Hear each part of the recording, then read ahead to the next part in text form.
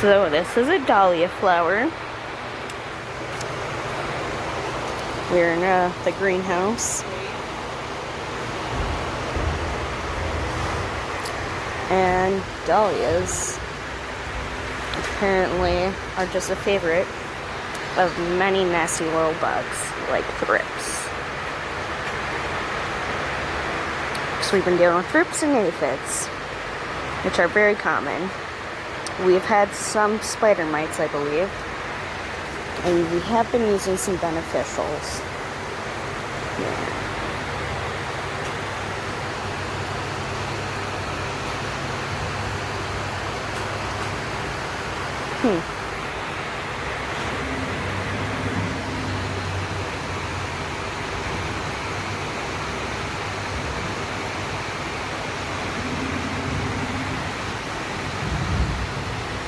That poor flower.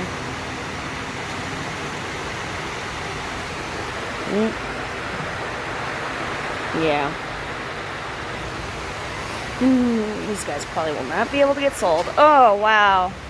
Look at all the aphids on that one. And that one has a lot of aphids, too. Oh, no. Yeah. What the fuck? And that one. Yeah. Sad day.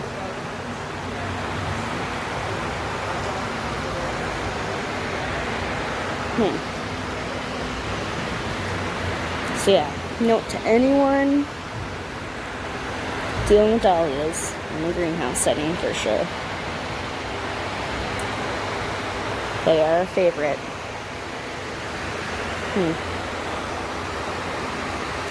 These guys are not dahlias, these are just like flowers. Nope.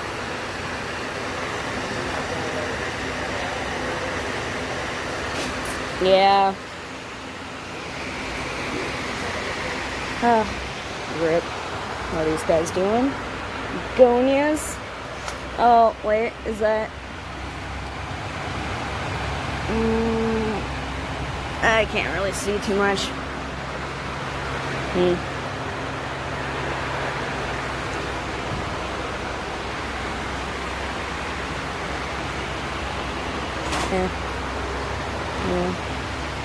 Gonna keep looking.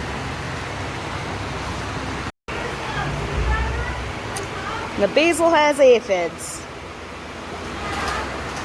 This one's the pesto basil.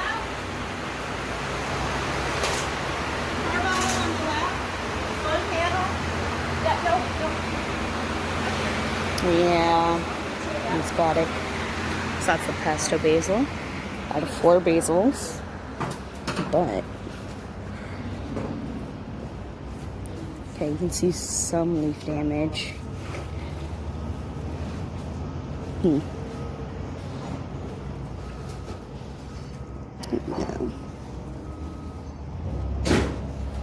So it looks like our pesto basil is being attacked.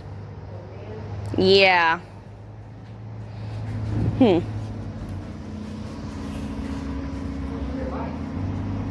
Aphids. Yeah. Apparently, pesto basil is what these guys are liking because the other 3 basils aren't really getting attacked. So yeah. I like a tree going right here. So Nice. I don't see any. I tried to look. I think it would be a thing, shades on the masks for the picture. Nice. Look at how bad you're going to come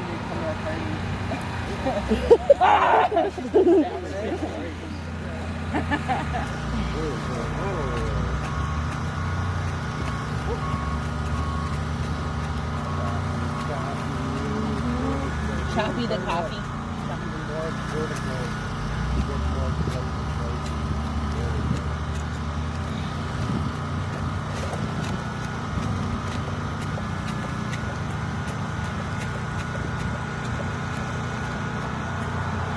Healthy boy. What happens if you don't do that? Well, the winter thing we need to kind of granted,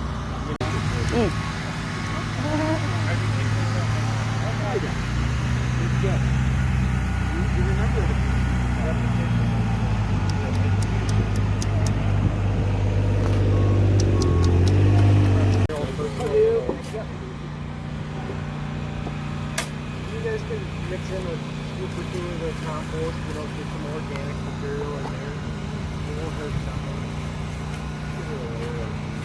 There you go. And you don't have to, sometimes you really don't need it at all. Certain species are, you know, more prone to deer damage and that kind of stuff.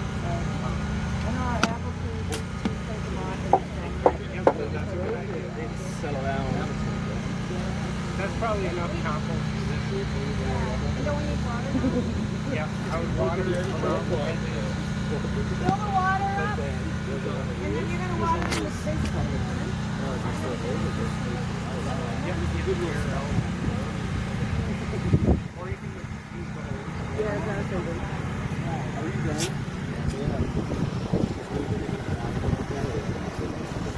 Susan, are we putting water bags on? Not enough water?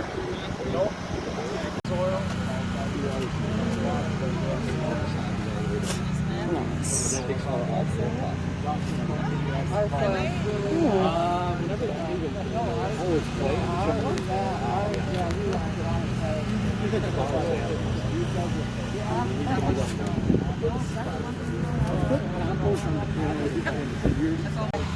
Yeah, we take the chance.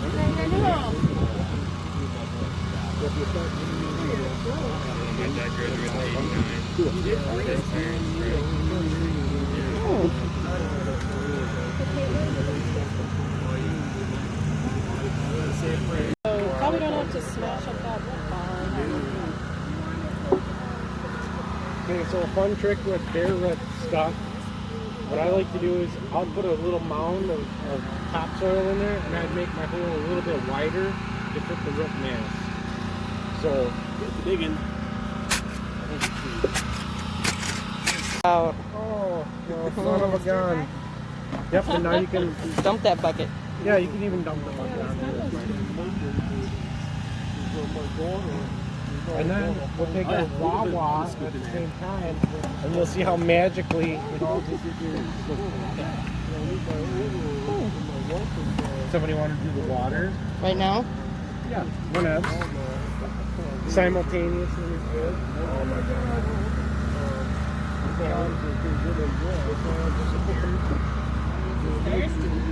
Well, no, it's because there's a lot of air. The soil's real fluffy. Is it straight? Somebody have a straight check? I don't make those kind of judgments. Bust out the square. Good memory.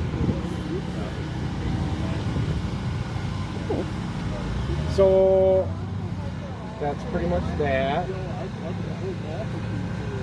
I thought you said not to do that. Do as I say, not to. My mom says that a lot. I think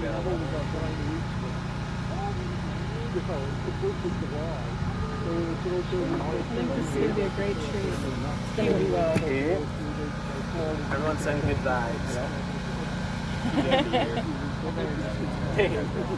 Get out of here with those negative thoughts. Oh yeah, the Rips in the interesting class. Susan's gonna be mad. This guy's funny.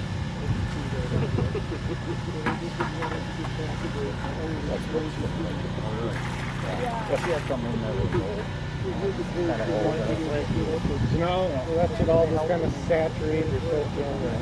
What are you going to do? Hi. Well, not when you're high, but when the tree's high. Little lady. There's Bob. Yeah.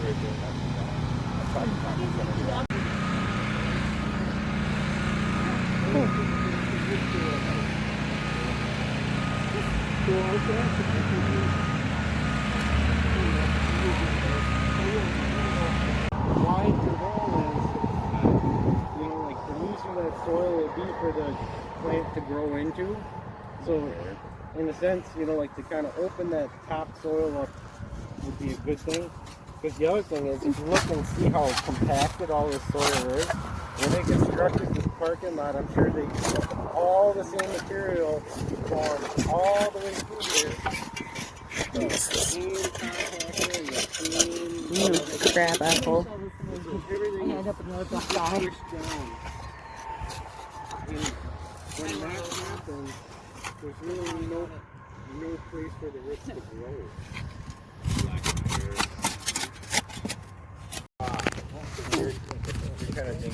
That one cut especially. Yep. Give that one a quick bug. And then first, what did that root do to you? Okay, now remember we want to keep some of the roots, you know, like in there, so that the tree can have some uptake. Right. That's good. There's busted off for my monitorship. That's just increased for this. It's just stretched. It's stretched from that. That's like the easiest job. I know, but it's cut that one too. Well, he It's was really raised. boring. Pointless Like, during the homework. just do homework. He got like crabs. I have nothing to do but homework. He played that. Okay.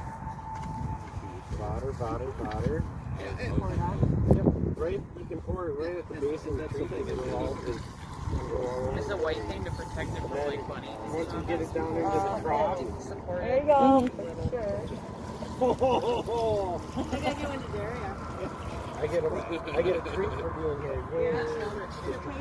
Okay, so now let's take a look at all this fun stuff. That's not good. Ew. Oh no.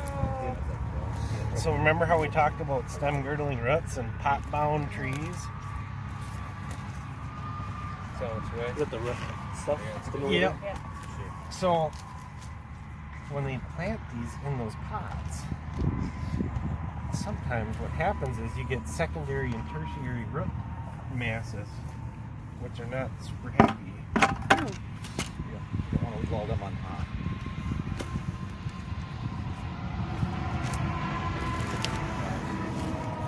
So what happens if you don't take that step up? As the tree's stem grows, and as these roots grow, they strangle each other off. And so then you come back in a handful of years, and your tree has a dead half or a dead entirety.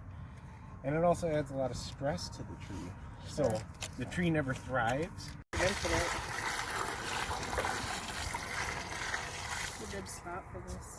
I know. I love this spot. Jake, did you pick out this spot? I did. 25, I think. You guys are welcome. 9 feet wide, 25 feet tall. You decided not to plant anything. We got him from Dollar Over, Yep. and he said that you want that compost root really close to the root ball because those roots are never going to grow. Right. So that would be a different technique than Yep. we'd be adding more compost in. Yep. And you can, you know, like there's no harm, no foul, you know, like And he said the same thing you did. You know, like he said it's different.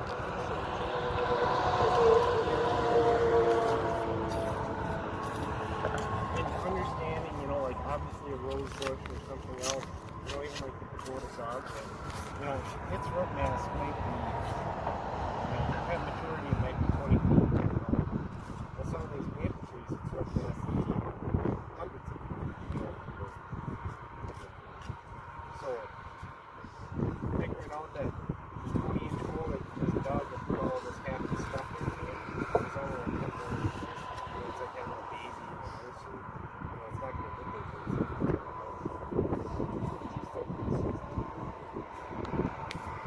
What's that? Travis said it. That's where it's grafted. Yep. How about on that one? Where's that one grafted? Yep, down the bottom. Do you want this incorporated with the soil? Yes, please. But right now. Just dinosaur bones or what is this stuff? I can't remember. It's got, what's that? Azmac? It's dragon's blood. That's the stuff that he works in. It's going to be like the biggest tree ever. Yep, Doc. So fill it half with compost and then this? Oh, kind of funky. Yeah, you can just like Yeah, I wouldn't worry about that with these guys. Yep, and now we'll put some compost.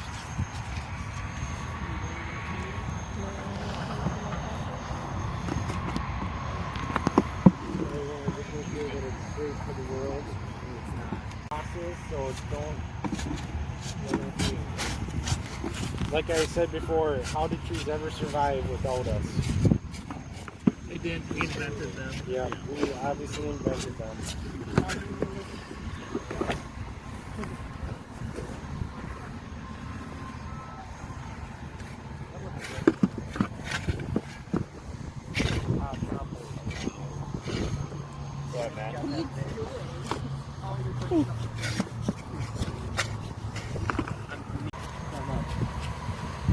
take this off quick too.